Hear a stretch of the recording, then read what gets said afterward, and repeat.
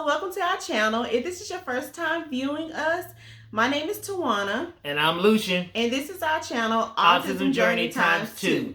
If you're a returning person, if you're a returning viewer, thank you for coming back. If you're new, please hit the subscribe button below and also hit the bell so that when we put up new content, you'll be the first to know. Well, you'll get a notification. Ding. Yeah, basically.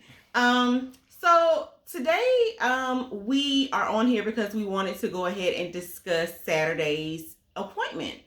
If you guys watched our other video, you knew that we were going to meet with a great, reputable apraxia speech therapist here in Mississippi. And Taylen had his first appointment with her on Saturday.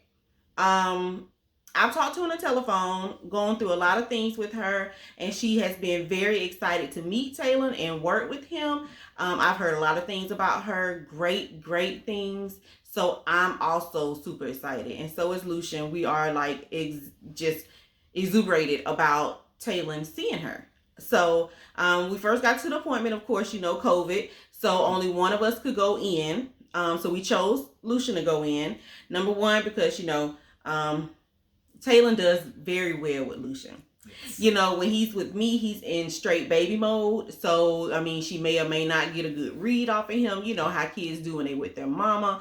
But he acts very well with Lucian. And he doesn't have as many meltdowns and doesn't expect to be babied as much with Lucian. So, Lucian went in. Me and Tyshawn sat in the car. So, of course, right now, I'm going to go ahead and let Lucian explain to you how the appointment went from his point of view. All right, so like she said, due to COVID, only one of us can go into the appointment. Taylen, he really acts well with me. I'm kind of like the disciplinary in the family, in the house, so to say. So we got in there, and she, brought out some cards and wanted to do. Was it the Kaufman? Yeah, it's called the Kaufman technique. Yes.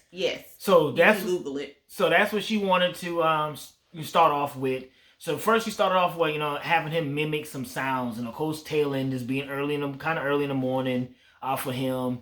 He kind of didn't want to participate, but then still participate.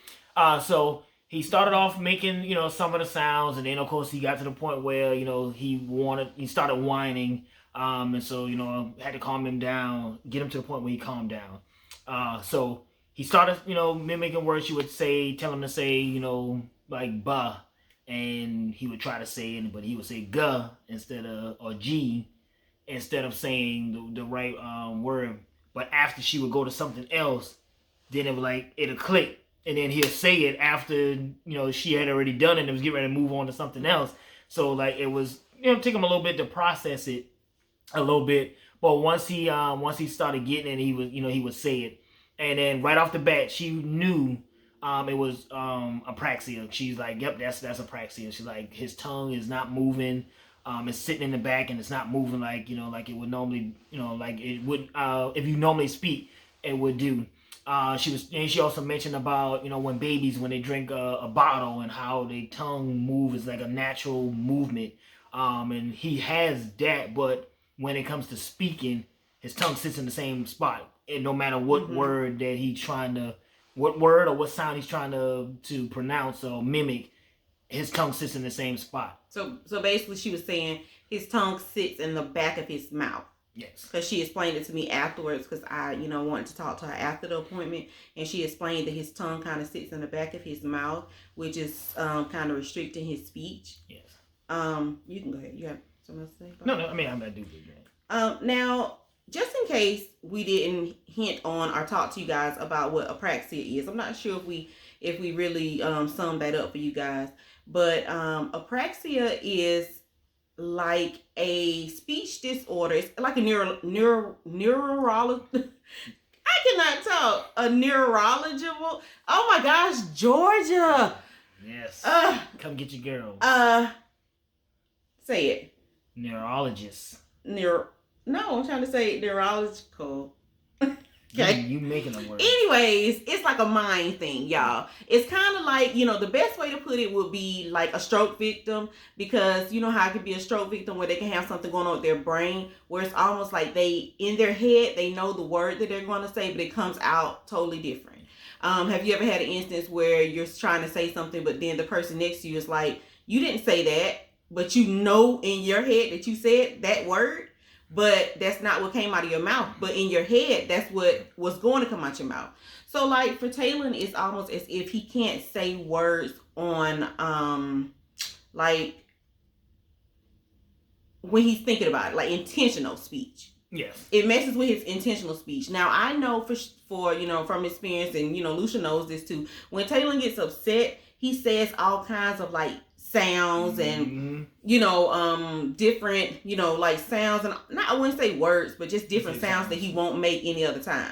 There have been instances where Taylen has said words, like said a word, and like the speech therapist or something may say, I got Taylen say this word, and I'm like, okay. And it's like, it's hard for me to get excited because I know that every now and then he will just spit out a word. Yep. But you'll never hear that word again. Yeah, you don't repeat it. Right. You'll never hear that word again. So bye-bye has been the only intentional word he's been able to put out consistently. Yes. So bye-bye, as I was saying to my friend the other day, bye-bye can mean several different things.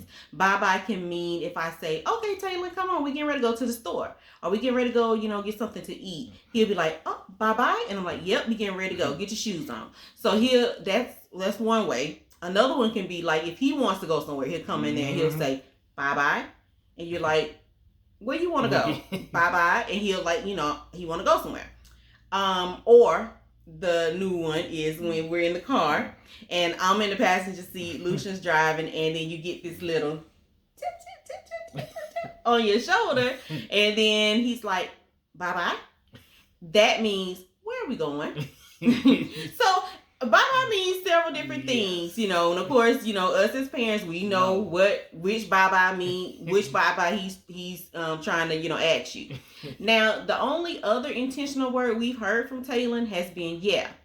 I haven't heard it in a couple days. Yeah, I haven't neither. But I'm hoping that since we've gotten back into his omega-3, being consistent with omega-3 and being consistent with his probiotic prebiotics, that we will hear that word again, because that was a consistent word that he was doing. Like, you can ask him what he's doing. If he's playing a video game, and he'll say, yeah. So that was really cool.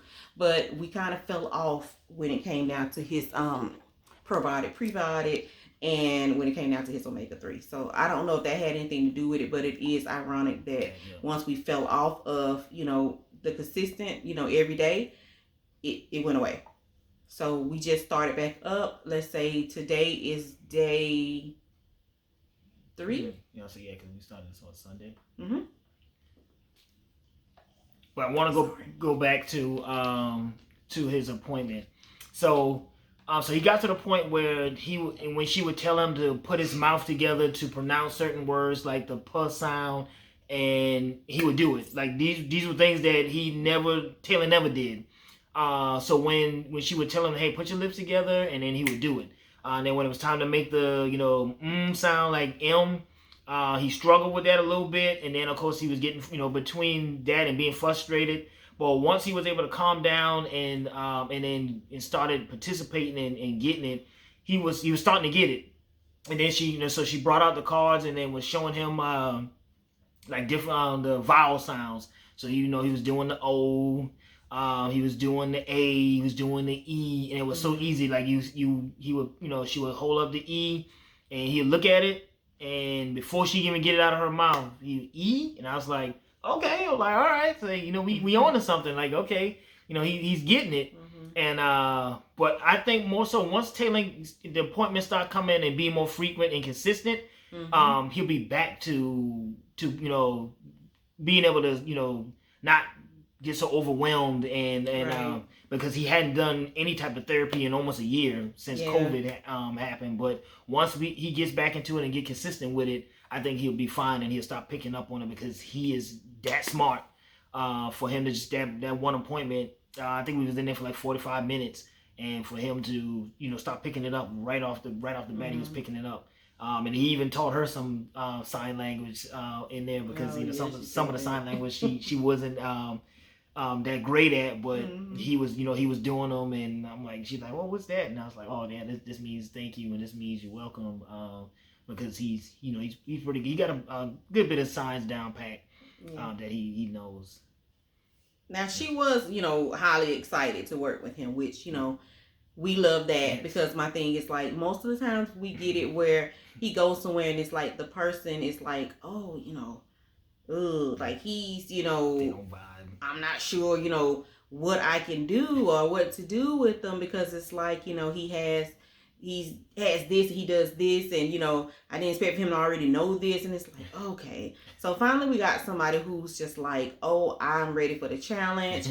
I have so many ideas that I want to do with him, and I mean, she just seems so amazing. She listens to everything that we say. Like, I was able to talk to her, ask her a bunch of questions about Taylen, and the one thing that kind of stuck with me is the fact that she said that she feels like he's apraxic first. We were always under the impression that he was autistic. Now, we were under the impression that he was autistic and that apraxia followed the autism. Yes. However, she's saying that she feels like autism follows the apraxia. So she's saying that basically his apraxia is more prevalent than his autism, which I can agree with that, because I remember at one point I was really questioning, is he autistic? But he does exhibit some of the characteristics of autism. He has the, sensory. SPD, the sensory processing disorder. Taylen also suffers from some OCD. So, he has some of those, autistic characteristics. But the apraxia is what's more prevalent. I feel like if we can get the apraxia under control, or managed, under control, then I feel like we'll be on the right path, and everything else will kind of follow behind that. But, in order to get that under control, we have to have a specialized speech therapist that can be able to, work that out. Because, I mean, apraxia is just new to us. And, like, as I was stating before, like, it's just one of those things where it's like, with Tyshawn, his speech had to be taught to him. Yes. So it was like, literally, when Lucian was in the desert, like, I mean, I used to walk around the house and I'm just like talking to myself, but I'm talking to Ty. I talk through my whole day. Like, waking up in the morning, I'm going to go wash my face. I'm going to go to the bathroom. I'm going to take my shower. I'm going in here to go wash dishes. This is a dish. I'm picking up a plate. I'm picking up, like, literally, like, I used to talk all day, because it was like just hearing the words was giving Tyshawn vocabulary. Yeah. Now, that's the difference between Ty and Taylen. Now, I believe that Taylen has the vocabulary. Yes.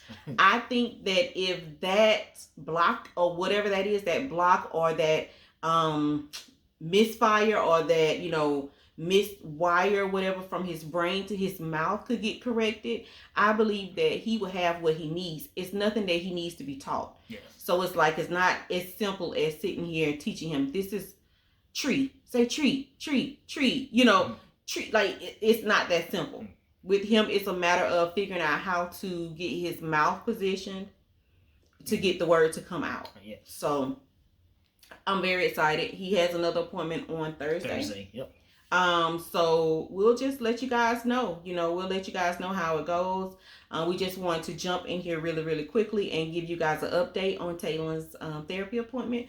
We will be posting another video a little bit later on about a question that we were asked to talk about, which is it was kind of like, well, how did our family and friends react?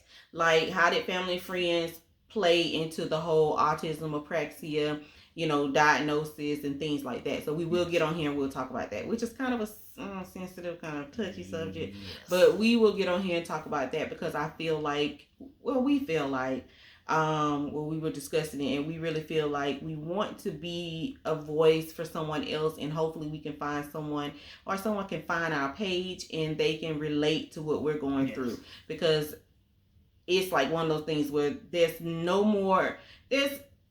loneliness like the loneliness you feel when you have a child that it has special needs. Yes. Like, it's a whole island by yourself. basically.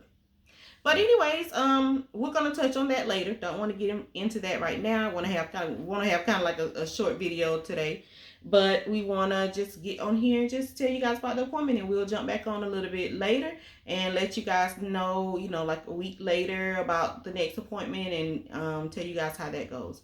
But anyways, thank you guys so much for jumping onto our channel. Please hit the subscribe button below and hit the bell so that you can get notified when we do post the next video. Also, drop some comments if you have any questions or want us to talk about anything specific. That's about it, right? Yeah. All right. Till next time. All right. Bye. Peace.